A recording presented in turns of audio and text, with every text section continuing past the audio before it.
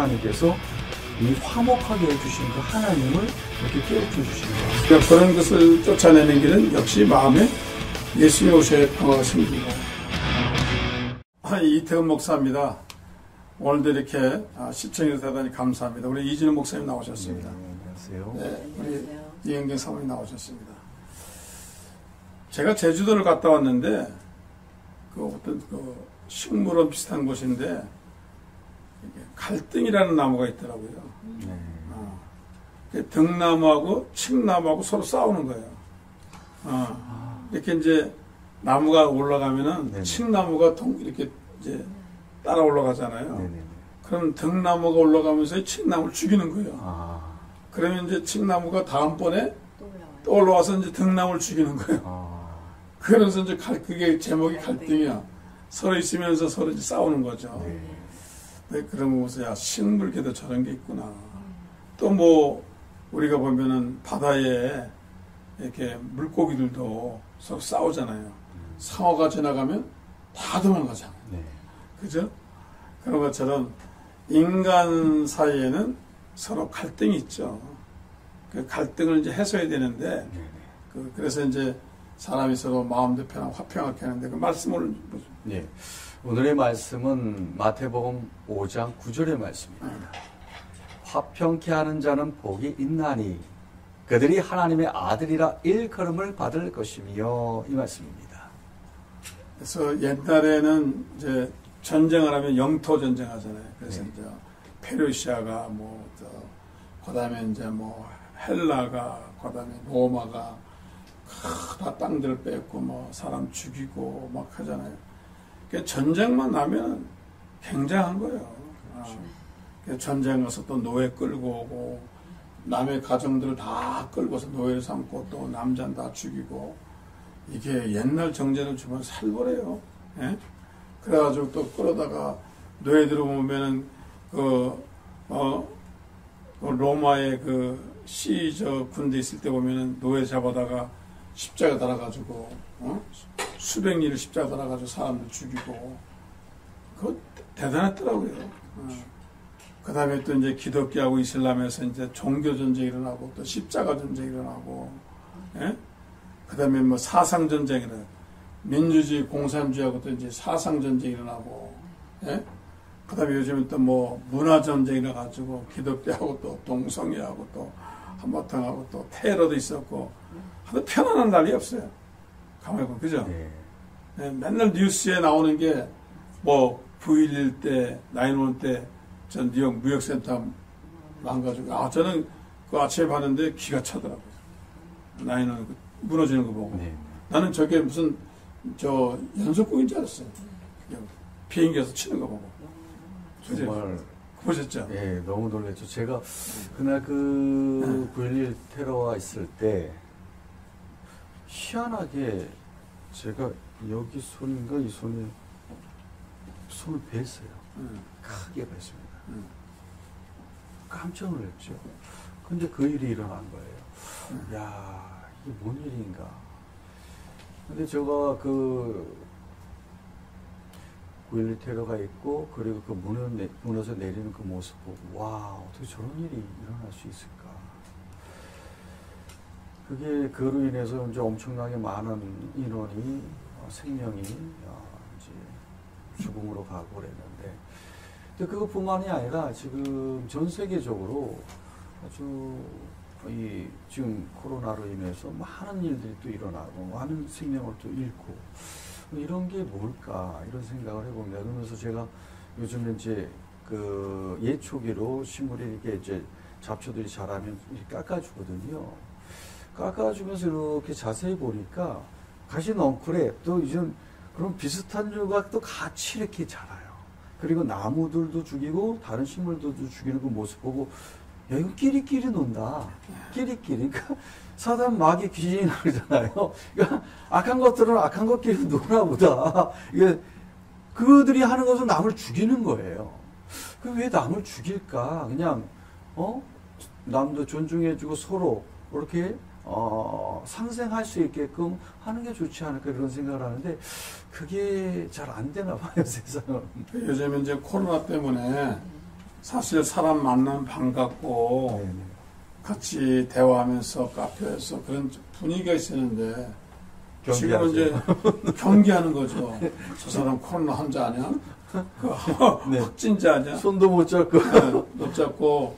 아니 그러니까 이게 중국 우한에 출발해가지고 동양 사람은 유럽에서 굉장히 눈총 받는데요. 눈총 받아가지고 얼굴을 못 든대. 왜냐면 너 나라 가라고 그러고 말이야. 왜 이런 걸 퍼뜨려가지고 한국 사람인데. 예.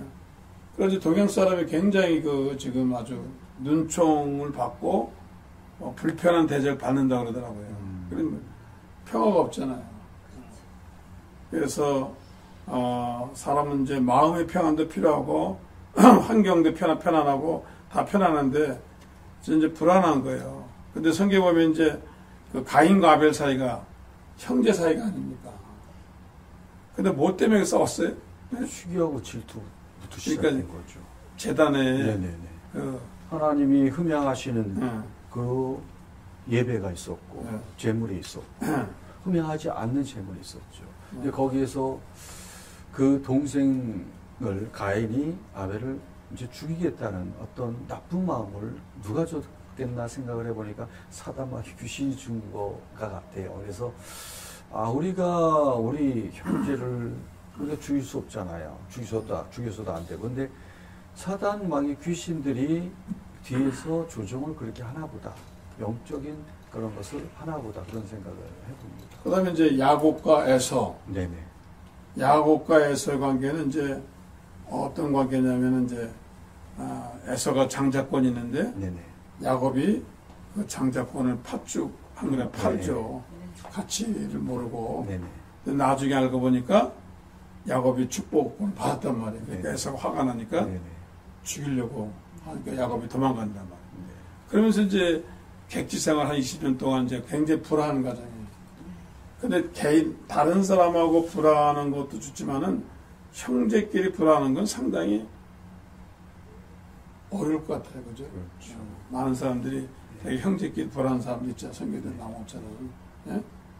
근데 이런 이제 불안하고, 그 다음에 이제 요셉의 형과 요셉의 사이도 사실은 편안한 사이는 아니었죠.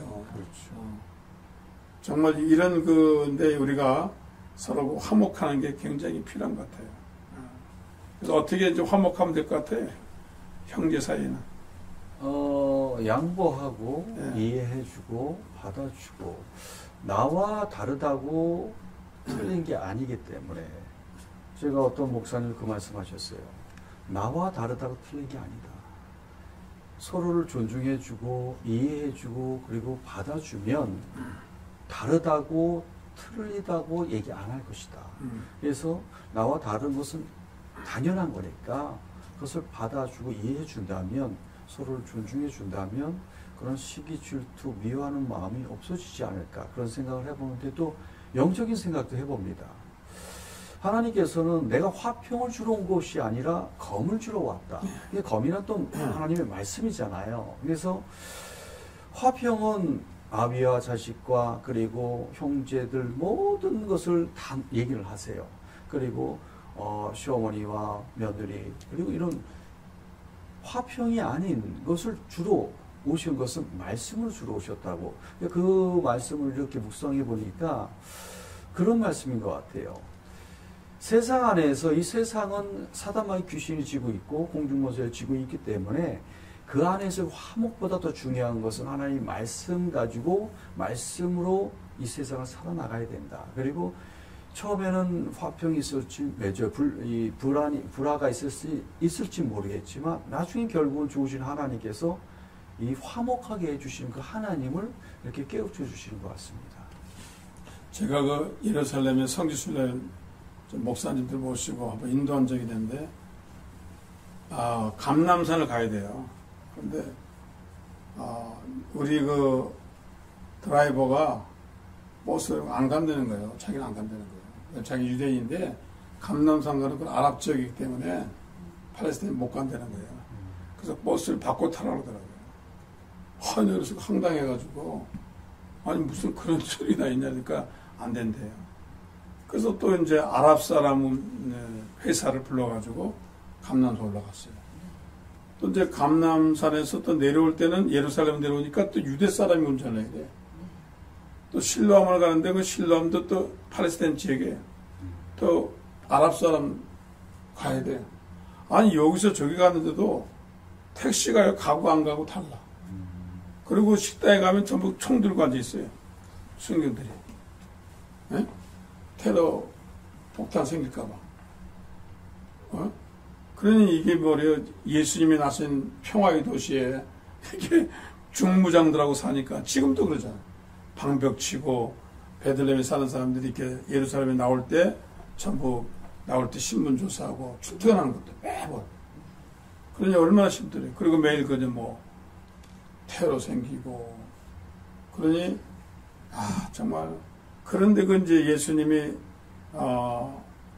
제일 큰 계명이 뭐냐 그러니까 제일 큰 계명은 너희 하나님을 사랑하라. 마음을 다하고 뜻을 다하고 목숨을 사랑하라. 두 번째 계명은 뭐라 그랬죠? 내 이웃을 내 몸과 같이 내 몸을 사랑하라. 그러면 이제 예수님이 그러면 내 이웃이 누굽니까? 물어보니까 내 이웃에 대해서 설명하시면서 선한 사마리아 얘기 들으셨죠? 네. 네. 스토리 한번 얘기해 보세요. 다 지나갔죠. 네. 유대인이 강도 만났어. 네네. 근데 제사장도 지나가고 다 지나갔죠. 레인도 지나가고 근데 누가 나왔어 이제? 마지막에 선한 사마리아인 지나가면서 근데 민족이 다르잖아. 유대인이고 사마리아는 아랍 사람 아니야. 근데 이 사람이 결국은 저기 말에 태워가지고 주막에 가서 치료해주고 돈도 주고 다시 오겠다 그러잖아요.